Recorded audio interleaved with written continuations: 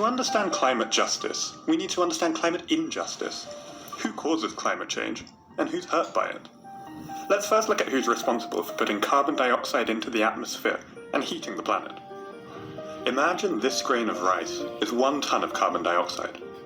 Each year, the average person in Nigeria adds less than 1 grain into the atmosphere, the average person in India 2 grains, in China 7 grains, in Germany 10 grains, in the US 17 grains.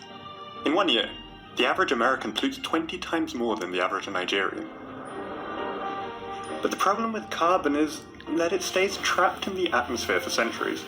So it's not just about how much we add each year, it's about how much has piled up over time. Since 1850, that adds up to about 1,500 gigatons. Historical emissions matter today because countries are arguing about how soon they have to cut their net emissions down to zero. Big polluters like China, India, and Brazil look a lot less guilty when you consider they've only recently become part of the problem.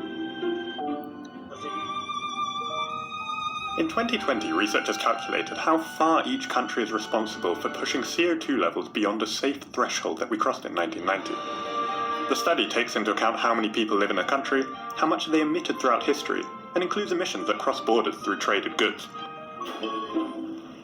The research shows that rich countries have outspent their carbon budgets. By a lot.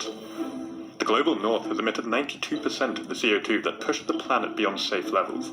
Asia, Africa, the Middle East, and Latin America have emitted just 8%.